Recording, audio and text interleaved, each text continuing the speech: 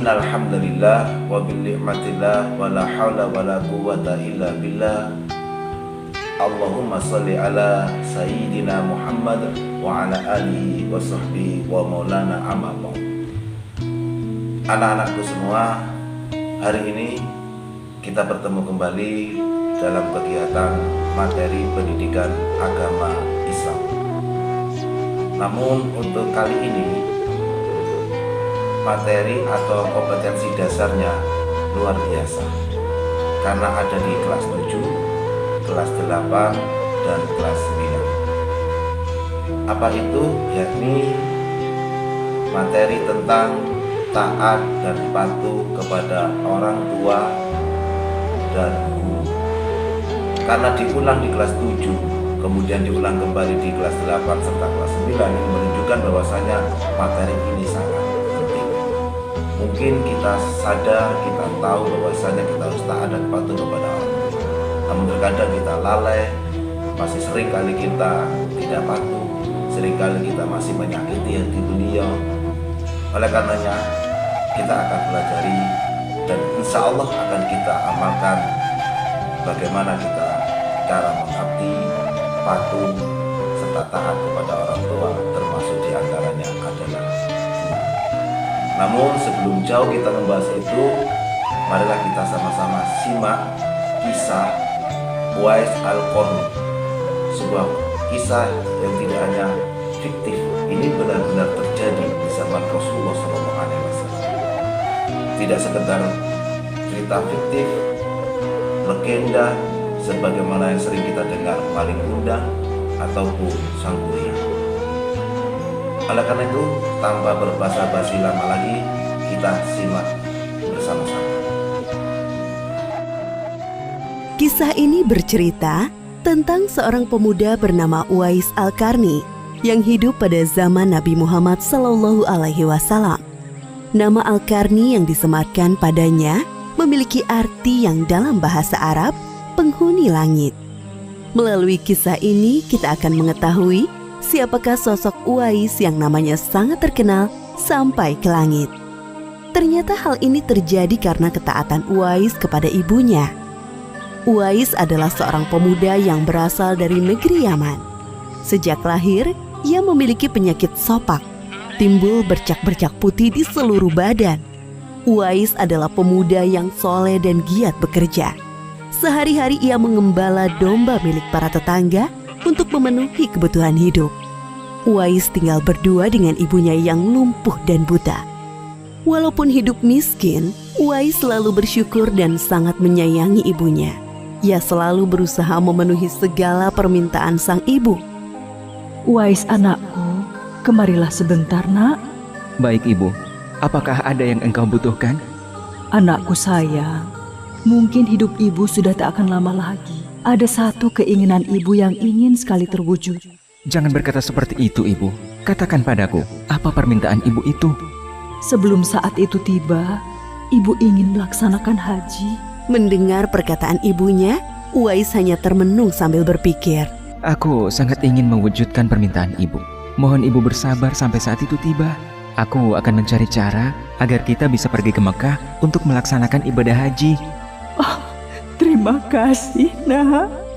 Ibu Uwais sangat bahagia dan memeluk Uwais sampai menangis. Ya Allah, bagaimana cara hamba membawa ibu hamba yang lumpuh dan buta untuk pergi ke Mekah? Sedangkan jarak dari Yaman ke Mekah sangat jauh, melewati padang pasir yang tandus. Biasanya orang-orang pergi ke sana menggunakan unta. Seekor domba pun aku tidak punya, apalagi unta. Uwais terus berpikir dan akhirnya menemukan suatu ide. Keesokan harinya, Uwais menemui pemilik domba dan membeli 1 ekor domba untuk dipelihara. Namun uangnya hanya cukup untuk membeli 1 ekor anak domba yang kecil. Setiap hari Uwais menggendong anak domba itu naik turun bukit. Orang-orang yang lewat tertawa melihat tingkah Uwais. Hei, coba lihat Uwais itu. Apa yang dilakukannya dengan anak domba itu? Dasar orang aneh. Uwais gila, Uwais sudah gila. Uwais tidak mendengarkan cemoohan dari orang-orang. Saat ini yang ada di pikirannya adalah ibunya. 8 tahun berlalu dan tibalah pada musim haji. Anak domba Uwais semakin bertambah besar. Beratnya mencapai 100 kg. Begitu pula dengan Uwais. Badannya semakin kekar dan bertenaga. Berkat latihan setiap hari, beban berat yang dipikulnya tidak terasa lagi. Sekarang semua orang tahu bahwa apa yang dilakukan Uwais adalah bentuk pengorbanannya kepada sang ibu. Uwais menggendong ibunya sambil berjalan kaki dari Yaman menuju Mekah. Subhanallah, alangkah besar cinta Uwais kepada ibunya itu. Sesampai di Mekah, Uwais tetap menggendong ibunya untuk bertawaf di Ka'bah. Di hadapan Ka'bah, ibu dan anak itu berdoa, Ya Allah, ampunilah semua dosa ibuku. Bagaimana dengan dosamu, anakku? Dengan terampuninya dosa ibu, maka ibu akan masuk surga. Cukuplah ridho ibu yang mengantarkanku ke surga. Allah Subhanahu wa Ta'ala mendengar percakapan ibu dan anak laki-lakinya. Seketika itu penyakit sopak yang dideritanya sembuh. Hanya tertinggal 1 bulatan putih di telapak tangannya. Terima kasih ya Allah. Sekembalinya dari Mekah, Uwais meminta izin kepada ibunya untuk pergi ke Madinah. Uwais ingin sekali bertemu dengan Nabi Muhammad SAW. Dengan berat hati, ibunya mengizinkan Uwais berangkat.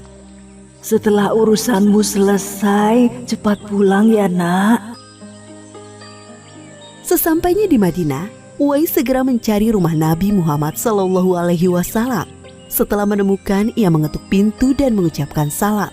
Keluarlah istri Nabi, Aisyah radhiyallahu anha, seraya membalas salamnya. Apakah saya bisa bertemu dengan Rasulullah SAW? Maaf sekali, Nabi sedang tidak berada di rumah. Beliau sedang berperang dan tidak tahu pasti kapan kembali. Mungkin sebulan atau beberapa bulan lagi. Uwais dihadapkan pada 2 pilihan, menunggu kedatangan Nabi atau segera pulang ke Yaman. Bayangan sang ibu yang tua muncul di benaknya. Baiklah kalau begitu, saya pamit. Ada seorang ibu yang tidak bisa saya tinggal lama-lama di rumah.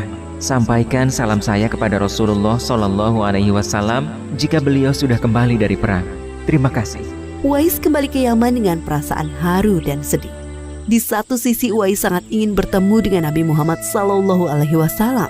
Namun di sisi lain, ia sangat mengkhawatirkan kondisi ibunya. Akhirnya ia memilih untuk segera pulang ke Yaman. Peperangan telah usai dan Nabi Muhammad SAW pulang ke Madinah. Aisyah radhiyallahu anha menceritakan perihal pemuda yang mencari beliau. Nabi mengatakan bahwa Uwais adalah pemuda yang sangat taat kepada ibunya. Karena ketaatan kepada ibunya itu, nama Uwais sangat terkenal di kalangan penduduk langit.